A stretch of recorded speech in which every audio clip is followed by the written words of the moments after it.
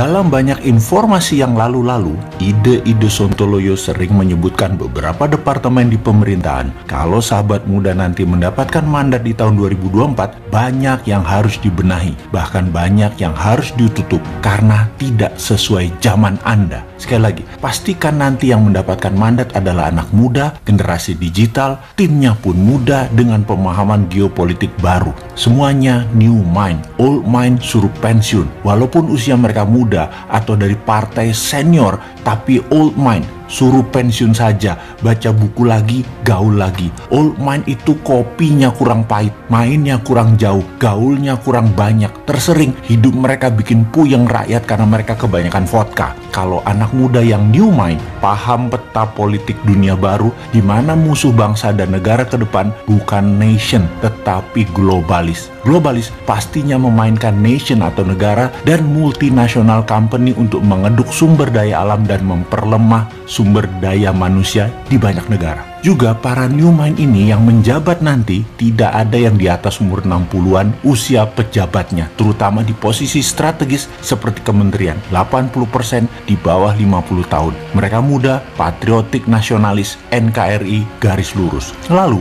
ada beberapa departemen seperti banyak dalam tulisan sebelum ini yang harus ditutup. Salah satunya adalah Departemen Sosial. Departemen Sosial sebaiknya di bawah Pemda, bukan di bawah kementerian. Diatur di bawah pemerintah daerah. Dari dulu, tempat ini adalah sarang korupsi dan semua orang tahu. Juga departemen sarang korupsi lainnya yang harus ditutup adalah Kementerian BUMN. BUMN tidak di bawah kementerian lagi. Anak muda pemegang mandat nantinya sudah paham sekali ketidakmanfaatannya BUMN di bawah kementerian, karena bisa jadi mesin uang pribadi atau kelompok mengatasnamakan pemerintah atau negara. BUMN di bawah kementerian bukan lagi badan usaha milik negara, tetapi harus diganti badan usaha milik pemerintah, BUMP. Kalau caranya seperti saat ini, dan itu jauh beda banget. Pemerintah dengan negara itu beda, eksekutif dengan nation itu beda jauh. Hanya yang tidak paham cara bernegara lah menganggap keduanya sama, atau ada pejabat yang pintar memelintir makna bernegara demi kepentingannya,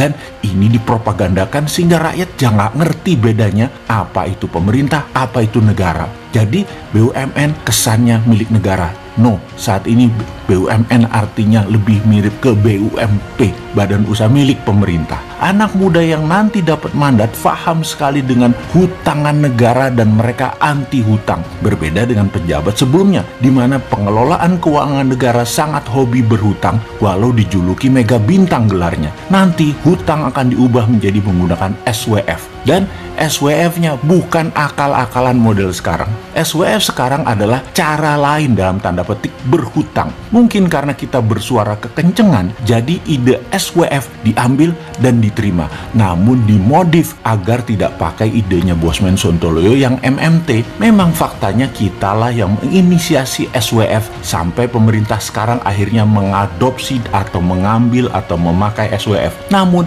SWF yang dipakai sekarang bukan SWF-nya MMT. SWF sekarang adalah holding korporasi atau holding BUMN. Aset-aset dijaminkan untuk cari hutangan. Pokoknya apa saja yang pejabat sekarang pikirkan selalu hutang solusinya. Sementara SWF-nya MMT dulu pernah dipakai di zaman Pak Ibnu Sutowo. Landasan hukum jadi sudah ada di Indonesia. Dulu PT Kuda Laut adalah tool yang dipakai Pak Ibnu dengan jenius. Indonesia kala itu tidak punya uang untuk membangun, namun mentalnya tidak cari hutangan seperti pejabat-pejabat sekarang. Perusahaan itu adalah BUMNK, Badan Usaha Milik Negara Khusus, yang kemudian hari dikenal menjadi SKK Migas, Satuan Kerja Khusus Migas. Masih di bawah departemen, menerbitkan SWF yang dibeli oleh banyak negara. Catatan, dibeli bukan dijaminkan. Perlu dirinci. Oke, kita rinci. Banyak negara kecil seperti Singapura, Fiji, Timor Timur, Swiss misalnya, mereka tidak punya sumber daya alam. Salah satu strategi printing money adalah harus ada jaminan. Setuju ya, ini hukum pasarnya. Kalau otak pejabat mega bintang penuh prestasi dan dikagumi IMF serta World Bank tersebut,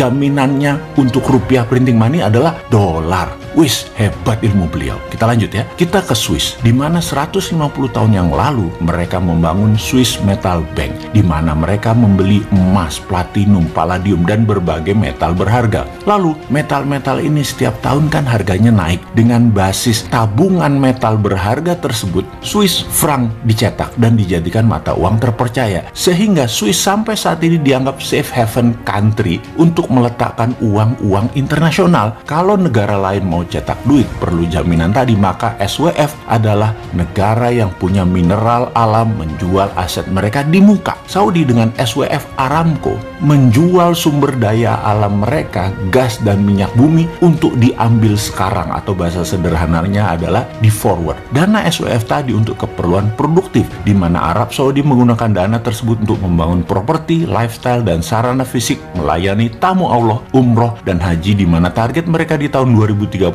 adalah 10 kali dari tahun 2015 ketika mereka pertama kali mencanangkan program Saudi 2030 ini. SWF Indonesia misalnya nikel. Kalau pejabat sekarang nikel dipakai sebagai alat dagang, di mana Indonesia dapat dari pajaknya. Yang kemarin kita jelaskan semua ini nggak jelas. Kalau kaum muda dapat mandat, tidak akan nikel jadi alat dagang, tetapi menerbitkan SWF sebagai alat tawar. Kita jelaskan lagi biar lebih paham. Kita hitung seluruh aset Indonesia atas nikel. Katakanlah nilainya 1 triliun ton yang berupa ore. Maka kalau kita ambil 20%-nya, kita terbitkan SWF. Secara nilai uang, kita ambil angka dari langit ya. Ini just for the sake of discussion. Nilainya katakanlah 1.500 triliun rupiah atau 100 billion dolar. Lalu Singapura ambil 30 billion dolar. Oleh Singapura belum tentu ditambang itu nikel, di mana koordinat lokasi lahan tadi menjadi milik Singapura tanpa batas waktu. Namun Singapura tahu nilai nikel dari tahun ke tahun naik, katakanlah 5% per tahun, bahkan lebih, di mana nanti kebutuhan baterai akan semakin meningkat. Singapura bisa memprint Singapura dolar dengan aset nikelnya 100% dari nilai sekarang. Katakanlah Singapura mau memprint Singapura dolar senilai 60 billion dolar. Ya bisa saja, toh 10 tahun lagi nilai jaminannya dengan uang yang beredar di Singapura sama. Apalagi ditambah yang dicetak nilai 60 billion dolar tadi untuk sektor produktif Singapura, yang membuat Singapura menjadi negara entertainment, lifestyle, dan financial country. Itulah SWF Indonesia yang akan diterbitkan, di mana ada sisi lain untuk Indonesia printing money, yaitu dengan jaminan tembaga misalnya. Indonesia mau printing money berbasis aset koper, bisa kita hitung aset nasional atas tembaga dan 20%-nya kita terbitkan printing money. Sudah deh, nggak utang kita. Juga nggak usah beli seperti Singapura atau Swiss. Indonesia ini dikaruniai aset alam